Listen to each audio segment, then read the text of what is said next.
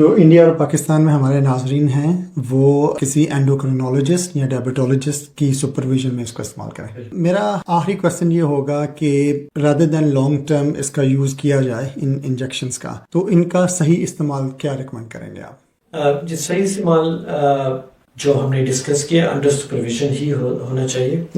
اور اس کے علاوہ جو ہم نے پہلے بات کی کہ اس کو ایز این اپرچونیٹی یوز کرنا چاہیے کہ ہم اپنے اس دوران اپنے لائف سٹائل کو چینج کریں، کیونکہ خوراک کے لحاظ سے تھوڑا سا مشکل ہوتا ہے اپنی لائف سٹائل کو چینج کرنا، لیکن یہ میڈیکیشنز چونکہ آپ کے بھوک کے اوپر ان کا خاصا اچھا افیکٹ ہوتا ہے، تو وہ ہماری جو ہیلدی ایٹنگ چوائسیز ہیں ان کو یہ جو ہے نا پروموٹ کرتا ہے، اور اسی کو ہی ہمیں آگے لے کے جانا چاہیے.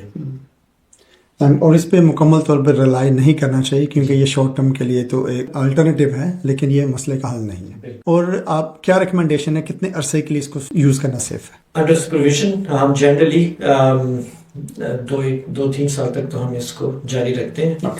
کبھی کبھار یہ ہوتا ہے کہ 6 مہینے کے بعد 9 مہینے کے بعد اگر تو کسی کا وزن کم نہیں ہو رہا تو اس کے اندر پھر ہم یہ ڈسکنٹینیو کر دیتے ہیں. لیکن جنرلی اگر ان کو فائدہ پہنچ رہا ہے تو ہم 2-3 سال تک اس کو کم سے کم جاری رکھ سکتے ہیں.